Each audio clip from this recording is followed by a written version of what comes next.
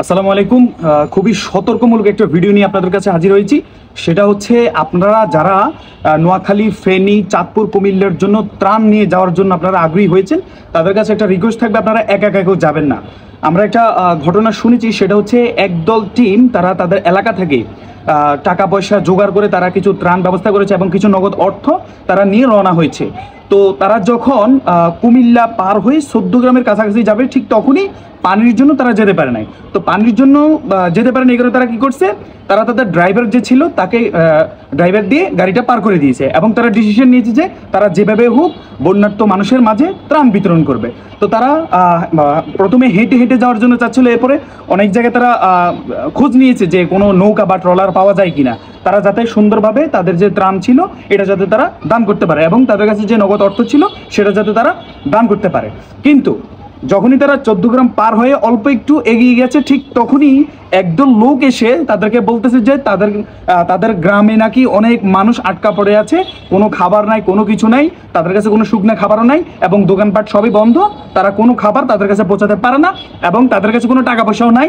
তো তাদের কাছে রিকোয়েস্ট করেছে যে ভাই আপনারা তো ত্রাণ বিতরণ করবেন, তো এখানে অনেকগুলো লোক আটকা পড়ে আছে, তাদেরকে ত্রাণ দেওয়া লাগবে, আপনারা চলে। তারা গেছে, ঠিক কিছুক্ষণ পরে তারা খোঁজে এসেছে যে তাদেরকে চাকু, ছুরি দিয়ে এবং ধামা দিয়ে তাদেরকে অ্যাটাক করেছে, যে তাদের কাছে যা যা আছে তা রেখে দিয়েছে এবং তাদের কাছ থেকে নগদ প্রায় 69,000 টাকা নিয়েছে এবং ত্রাণ যতটুকু ছিল সবগুলো নিয়ে তাদেরকে ছেড়ে দিয়েছে এবং তাদের কাছে যে ইলেকট্রনিক ডিভাইস, মোবাইল থেকে শুরু করে পাওয়ার ব্যাংক সব কিছু তাদের কাছ থেকে নিয়ে নিয়েছে। তো আপনাদের কাছে রিকোয়েস্ট থাকবে, যারা পরিচিত লোক আছে যাদের কাছে, তারা কি করবেন, পরিচিত লোকদের কাছে একটা টিম হয়ে আপনারা পরিচিত মাধ্যমে একসাথে হয়ে কাজ করবেন। 2-4-5 জন নতুনভাবে আপনি আবেগে পড়ে আপনি মনে চিন্তা করতেছেন যে আপনি মানবিক বন্ধু হয়ে যাবেন, আপনি ওখানে গিয়ে বন্যার্থদের মাঝে কিছু সাহায্য করে, না ভাই, এই ভুলটা কখনোই করবেন না। সেখানে আমাদের পরিচিত কিছু ইউটিউবার আছেন, যদি ওদের সাথে আপনাদের কোনো লিঙ্ক আপ থাকে বা কোনো ইনফ্লুয়েন্সারের সাথে যদি আপনার যোগাযোগ থাকে, তাহলে আপনারা তাদের সাথে যোগাযোগ করে টিমমেট হয়ে একসাথে আপনারা যাবেন, কাজ করবেন। অন্যথায় আপনারা যারা একা একা যেতে চাচ্ছেন, এই কাজটা ভুলেও করবেন না, আপনি যাবেন বিপদে পড়বেন। আরেকটা বিষয় হচ্ছে কি, আমাদের একটা টিম সেখানে কাজ করছে। তো সেখানে জানা গেছে যে তারা, আপনারা জানেন ভালো করে, বর্তমানে কিন্তু নোয়াখালী, ফেনী ওরা কিন্তু আপনার খাবারের জন্য মরছে না। মেইন প্রবলেমটা হচ্ছে তাদেরকে আগে উদ্ধার করতে হবে। তো তাদেরকে উদ্ধার করার জন্য প্রয়োজন কি, ট্রলার নতুবা হেলিকপ্টার। এখন হেলিকপ্টার যেহেতু সম্ভব হচ্ছে না, কারণ প্রবাসী হেলিকপ্টার অনেকগুলো আছে, তারা বলেছে যে আবহাওয়ার কারণে তারা যেতে পারছে না। এই ক্ষেত্রে কি করতে হবে, সেনাবাহিনীর যে হেলিকপ্টারগুলো আছে রেস্কিউ করার জন্য, সেগুলো কিন্তু একদম সহজ মাধ্যম। যদি সেটা না হয় তাহলে অন্তত ট্রলার হলেও আপনার ব্যবস্থা করে নিতে হবে, কারণ তাদেরকে আগে উদ্ধার করতে হবে। তো ট্রলার ব্যবস্থা করার জন্য এবং স্পিডবোট ব্যবহার নেওয়ার জন্য প্রথমে একটা টিম, আমাদেরই একটা টিম, পরিচিত একটা টিম গিয়েছিল কুমিরা। চট্টগ্রাম যাওয়ার পথে যে কুমিরা পড়ে, কুমিরা আপনারা ভালো করে জানেন, কুমিরার দিকে কিন্তু স্পিডবোটের কারখানা আছে। তো সেখানে 2 দিনের জন্য তাদের কাছে ভাড়া চাইছে স্পিডবোট। তারা কি করছে, তারা বলছে যে আমরা কোনো ভাড়া দিব না, আমরা বিক্রি করব। তো এই ক্ষেত্রে যে স্টুডেন্টগুলা সারা মাসের টাকা জোগাড় করে রাখে, খরচ করবে সারা মাসে, ওই টাকা তারা সবার থেকে তুলে নিয়ে ত্রাণ বিতরণ করার জন্য যাচ্ছে। সেখানে কি তাদের দ্বারা সম্ভব যে একটা স্পিডবোট, একটা ট্রলার কিনবে? কখনোই সম্ভব না। তো সেখান থেকে চলে আসছে।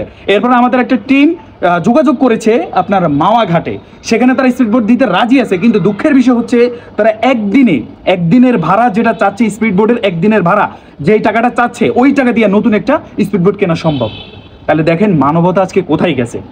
মানে ওই যে কথায় আছে না, যে বাংলাদেশে যদি মানুষ যদি মরতে থাকে, তাহলে দেখবেন যে দাফনের কাপড়েরও দাম বেড়ে যাবে। তো এই হচ্ছে কি অবস্থা। তো আপনাদের সবার কাছে একটাই রিকোয়েস্ট থাকবে, যদি আপনাদের পরিচিত মাধ্যম থাকে, তাহলে আপনারা পরিচিত মাধ্যমদের সাথে যোগাযোগ করে তারপর আপনারা একটা টিম হয়ে একসাথে যান। আর এভাবে ছোট গাড়ি, বাইক অথবা প্রাইভেট কার নিয়ে ভুলেও যাবেন না, কারণ 14 গ্রামের পরে আপনি কিন্তু যেতেই পারবেন না, কোনোভাবেই সম্ভব না। আর আরেকটা বিষয় হচ্ছে, যদি আপনি গাড়ি নিয়েই যেতে চান, আপনার কাছে যদি কোনো ধরনের ট্রাক অথবা পিক আপ থাকে, তাহলে আপনারা এক কাজ করতে পারেন। যদি আপনারা ফেনী পৌঁছাতে চান, তাহলে একটা সহজ মাধ্যম বলে দিই, সেটা হচ্ছে আপনি প্রথমে কুমিল্লা যাবেন, 14 গ্রাম যাওয়ার দরকার নেই। আর প্রথমে কুমিল্লা যাবেন, কুমিল্লা থেকে দেখবেন যে ডানে দক্ষিণ পাশে নোয়াখালী রোড গেছে, ওই নোয়াখালী গিয়ে আপনি লাকসাম হয়ে চৌমনি থেকে সোজা মাইজদি আর পশ্চিমে লক্ষ্মীপুর। আর যদি বামে যেতে চান, সোজা হচ্ছে ফেনীর রাস্তা। আপনি যদি ডিরেক্ট আপনি কুমিল্লা থেকে যদি পদুয়ার বাজার হয়ে ডিরেক্ট 14 গ্রাম হয়ে ফেনী যেতে চান তাহলে ইম্পসিবল, এটা সম্ভবই না। সো আপনাদেরকে একটা কাজ করতে হবে, যদি আপনার ফেনী যাওয়াই লাগে বড় গাড়ি থাকে অথবা ট্রলার থাকে, তাহলে আপনার কাজ করতে হবে আপনি চৌমুনি হয়ে নোয়াখালীর ভেতর দিয়ে আপনাকে যেতে হবে।